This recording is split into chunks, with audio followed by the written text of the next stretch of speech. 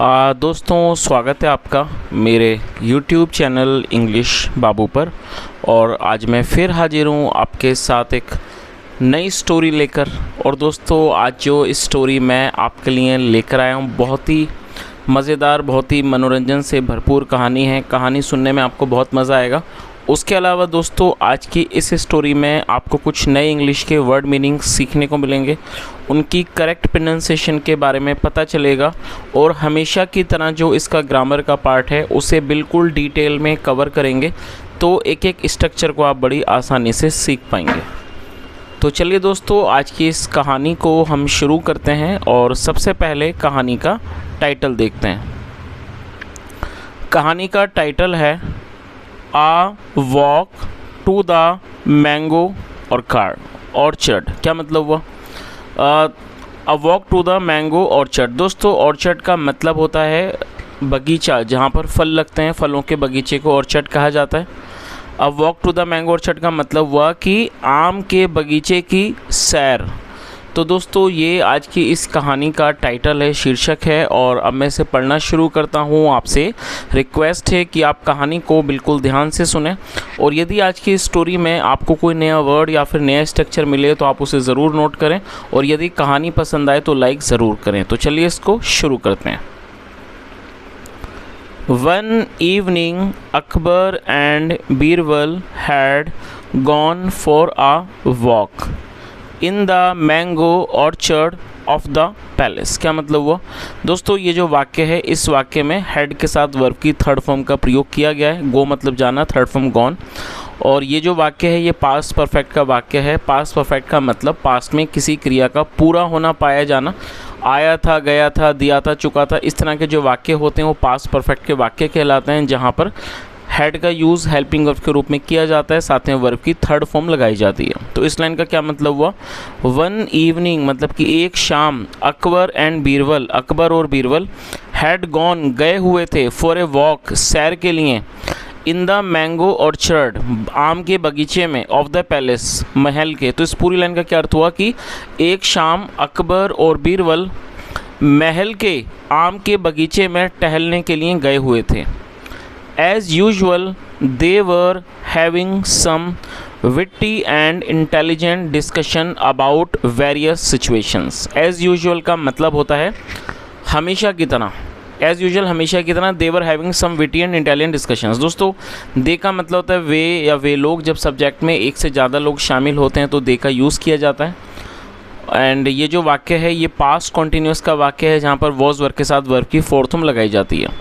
दोस्तों विटी का मतलब होता है विनोदपूर्ण, मतलब जिसमें हंसी मजाक, और इंटेलिजेंट मतलब बुद्धिमान। तो क्या अर्थ हुआ कि हमेशा की तरह they were having some witty and intelligent discussions about various situation, मतलब हमेशा की तरह उन लोगों का अलग अलग स्थितियों के बारे में बहुत ही विनोदपूर्ण और एक जो बुद्धिमानी वाला जो चर्चा थी वो हो रही थी।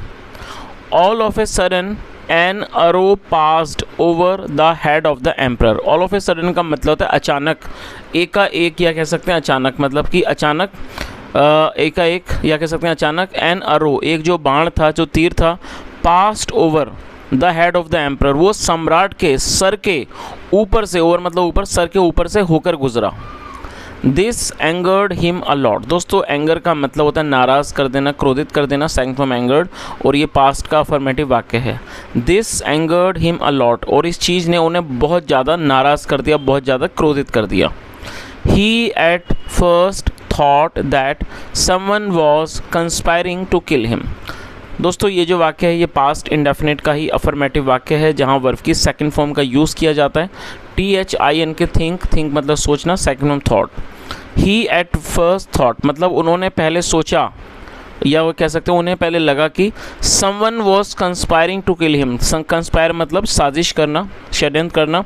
उन्हें पहले लगा कि कोई उनको मारने की साजिश कर रहा है। सो इसलिए he instantly ordered his guards to find out from where the arrow came and who was trying to kill him. तो क्या अर्थ हुआ? सो इसलिए ही इंस्टेंटली ऑर्डर। दोस्तों ऑर्डर का मतलब आदेश देना, और ये सेकंड फॉर्म है, और इंस्टेंटली मतलब तुरंत। और ये जो वर्ड है ये एडवर्ब है, इंस्टेंटली मतलब तुरंत, और एडवर्ब का मतलब होता है ऐसा कोई शब्द जो किसी वर्ब की विशेषता के बारे में बताता है। तो क्या अर्थ हुआ कि उन्होंने तुरंत आदेश दिया, हिज गार्ड्स, अपने सुरक्षाकर्मियों को उन्होंने आदेश दिया, टू फाइंड आउट, पता लगाने का, फ्रॉम वेयर द अरो के, मतलब कहाँ से वो बाण आया, and who was trying to kill him, और उन्हें कौन मारने की कोशिश कर रहा है। और दोस्तों हु जो है वो एक रिलेटिव प्रोनाउन है, इसका यूज़ रेफरेंस देने के लिए किया जाता है। तो इस पूरी लाइन का क्या अर्थ हुआ कि उन्होंने तुरंत आदेश दिया अपने सुरक्षाकर्मियों को कि वो पता लगाएं कि जो तीर है वो कहाँ से आया, and who was trying to kill him, और उन्हें मारने की कोशिश कौन कर रहा है। चलिए आगे देखिए। आफ्टर फ्यू मिनट्स मतलब कि कुछ मिनटों के बाद, the guards came dragging a boy. दोस्तों ड्रैग का मतलब होता है घसीटना, आप इसे नोट कर लीजिए फोर्थ फॉर्म में। और तो क्या अर्थ हुआ कि आफ्टर फ्यू मिनट्स, कुछ मिनटों के बाद, the guards came dragging a boy, मतलब जो गार्ड्स थे, सुरक्षाकर्मी थे, वो एक लड़के को घसीटते हुए आए। Who was trying to resist का मतलब होता है रोकथाम करना, रोकना, जो कोशिश कर रहा था, who was trying to resist, रोकने की, रोकथाम करने की, दैम, उन्हें रोकने की कोशिश कर रहा था, as he was in fear, क्योंकि वो डर में था, मतलब वो डरा हुआ था। चलिए आगे देखिए। वन गार्ड सैड, एक गार्ड ने, एक सुरक्षाकर्मी ने कहा, ओ लॉर्ड मतलब कि स्वामी, दिस इज़ द बॉय, ये वो लड़का है, who tried to shoot you, जिसने आपको शूट करने की कोशिश की, मतलब जिसने आपको शूट करने की, जिसने आपको मारने की कोशिश की। Akbar was in so much anger, जो अकबर थे वो बहुत ज़्यादा क्रोध में थे। दैट ही ऑर्डर्ड, कि उन्होंने आदेश दे दिया, द गार्ड, सुरक्षाकर्मियों को, टू किल द बॉय, लड़के को मारने का। तो इस पूरी लाइन का क्या अर्थ हुआ कि जो अकबर थे वो इतना ज़्यादा क्रोधित थे कि उन्होंने सुरक्षाकर्मियों को उस लड़के को मारने का आदेश दे दिया। द सेम वे, उसी तरह से, he tried to kill the emperor, उसी तरीके से, जिस तरीके से उसने कोशिश की, try to kill the emperor मतलब जिस तरह से उसने सम्राट को मारने की कोशिश की। अकबर सैड, अकबर ने कहा, you have dared to shoot an arrow at the emperor of Agra. दोस्तों ये जो वाक्य है ये प्रेजेंट परफेक्ट का वाक्य है। प्रेजेंट परफेक्ट का मतलब होता है जब वर्तमान में किसी क्रिया का पूरा होना पाया जाता है, जहाँ पर हैज़ या हैव का प्रयोग हेल्पिंग ऑफ के रूप में किया जाता है, साथ में वर्ब की थर्ड फॉर्म लगाई जाती है। और डेयर का मतलब होता है हिम्मत करना, साहस करना। तो क्या अर्थ हुआ, अकबर सैड, अकबर ने कहा, you have dare to shoot an arrow at the emperor of Agra, मतलब तुमने आगरा के सम्राट पर तीर चलाने की कोशिश की है, मतलब हिम्मत की है, साहस किया है, आगरा के सम्राट पर तीर चलाने का आपने साहस किया है। You will not be spared. और दोस्तों ये जो वाक्य है ये फ्यूचर इंडेफिनिट का पैसिव वॉइस का वाक्य है, और जब हम फ्यूचर इंडेफिनिट में पैसिव में वाक्य बनाएंगे तो वहाँ विल बी का प्रयोग किया जाएगा, साथ में थर्ड फॉर्म लगाई जाती है। स्पेयर का मतलब छोड़ना, बख्शना। तो क्या अर्थ हुआ, you will not be spared, आपको नहीं बख्शा जाएगा। देन फिर he looked at the guards, फिर उन्होंने सुरक्षा कर्मियों को देखा, एंड सैड, और कहा, I order you to kill the boy in the same manner he try to kill me. फिर उन्होंने क्या किया, आई ऑर्डर यू, उन्होंने कहा आई ऑर्डर यू मतलब मैं तुम्हें आदेश देता हूँ, टू किल द बॉय, लड़के को मारने का आदेश देता हूँ, इन द सेम मैनर, ठीक उसी तरह से, ही ट्राई टू किल मी मतलब जैसे उसने मुझे मारने की कोशिश की। आगे देखिए।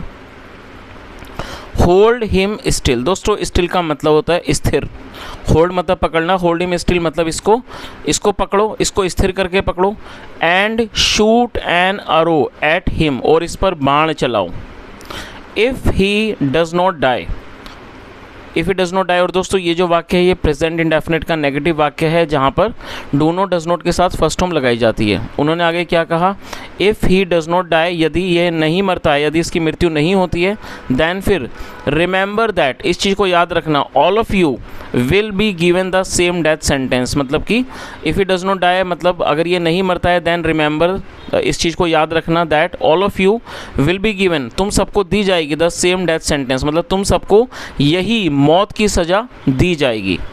और डेथ सेंटेंस का मतलब होता है मृत्यु दंड। चलिए आगे देखिए। The boy was very scared and crying, और दोस्तों स्केयर्ड मतलब होता है डरा हुआ, ये एडजेक्टिव है। The boy was very scared and crying, लड़का बहुत ज़्यादा भयभीत था, डरा हुआ था, एंड क्राइंग और रो रहा था। ही सैड, उसने कहा, ओ लॉर्ड स्वामी, आई बैग योर फॉरगिवनेस। दोस्तों बैग का मतलब होता है किसी चीज़ की विनती करना, और वैसे बैग मतलब भीख मांगना भी होता है, उसके अलावा बैग मतलब विनती करना। और फॉरगिवनेस नाउन है जिसका मतलब होता है माफ़ी। तो उसने क्या कहा, ओ लॉर्ड मतलब कि स्वामी, आई बैग योर फॉरगिवनेस मतलब मैं आपसे माफ़ी मांगता हूँ, मैं आपसे मतलब कि माफ़ी का अनुरोध करता हूँ। बट बिलीव मी, लेकिन मेरा विश्वास करो, विश्वास करिए, I was not trying to kill you. और दोस्तों ये जो वाक्य है ये पास्ट कॉन्टीन्यूस का है, जहाँ पर वॉज वर्ब के साथ फोर्थ फॉर्म लगाई जाती है। तो उसने क्या कहा, बट बिलीव मी, लेकिन मेरा विश्वास करें, I was not trying to kill you, मैं आपको मारने की कोशिश नहीं कर रहा था। I was trying to aim at a mango in the orchard. तो उसने क्या कहा, I was trying to aim. दोस्तों एम का मतलब निशाना लगाना। I was trying to aim at a mango मतलब मैं एक आम पर निशाना लगाने की कोशिश कर रहा था, इन द ऑर्चर्ड बगीचे में। तो इस पूरी लाइन का क्या अर्थ हुआ, उसने क्या कहा, I was trying to aim at a mango in the orchard मतलब मैं बगीचे में एक आम पर निशाना लगाने की कोशिश कर रहा था। But I lost my aim, लेकिन जो मैंने अपना जो एम था, जो मेरा निशाना था वो चूक गया। एंड एक्सीडेंटली, और गलती से, the arrow moved towards you, जो अरो था, जो बाण था मतलब तीर था, मूव टूवर्ड्स यू, वो आपकी तरफ मुड़ गया। प्लीज़ बिलीव मी, कृपया मेरा विश्वास करिए, एंड फॉरगिव मी, और मुझे माफ़ कर दीजिए। और दोस्तों आप इस वर्ड को नोट कर लीजिए, फॉरगिव मतलब माफ़ करना। आगे देखिए, but Akbar was in no mood to hear anything, लेकिन जो अकबर थे वो उसको सुनने के मूड में नहीं थे। हियर मतलब सुनना। ही इग्नोर्ड द प्ली, इग्नोर मतलब नज़रअंदाज कर देना। ही ignored the plea of the innocent boy मतलब उन्होंने उस निर्दोष लड़के की जो प्ली थी, जो उसके अनुरोध थे, उसको सुनने से उन्होंने अनदेखा कर दिया। उसके अनुरोध को उन्होंने अनदेखा कर दिया।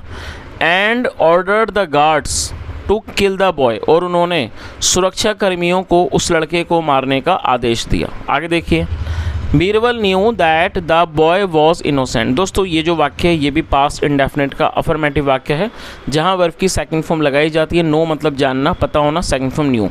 बीरबल न्यू, बीरबल जानते थे कि दैट की द बॉय वॉज इनोसेंट, जो लड़का है वो निर्दोष है। And he did not like the fact, और उन्हें ये बात अच्छी नहीं लगी the fact that Akbar was being so ignorant, कि जो अकबर हैं वो इतने ज़्यादा अनजान बन रहे हैं ऑफ द ट्रूथ। तो इस पूरी लाइन का क्या अर्थ हुआ कि और जो उन्हें ये बात अच्छी नहीं लगी कि जो अकबर हैं वो इतने ज़्यादा अनजान बन रहे हैं ऑफ द ट्रूथ, सच से। एंड द बॉयज़ प्लीज़, और उस लड़के की मतलब अनुरोधों से इतने ज़्यादा वो इग्नोरेंट हो रहे हैं, इतने ज़्यादा अनजान बन रहे हैं। आगे देखिए, he decided to save the boy. Decide मतलब निर्णय करना, फैसला करना, second form decided. He decided to save the boy, उन्होंने लड़के को बचाने का निर्णय किया। By making the emperor realise मतलब कि सम्राट को एहसास करवाकर how much wrong he was, कि वो कितने ज़्यादा गलत हैं। एट दैट पॉइंट, उस समय, as he could not let injustice be served, क्योंकि वो इनजस्टिस को मतलब कि अन्याय को सर्व नहीं होने दे सकते, मतलब अन्याय नहीं होने दे सकते टू समवन किसी के लिए, हु वॉज इनोसेंट जो कि निर्दोष होते। इस पूरी लाइन का क्या अर्थ हुआ कि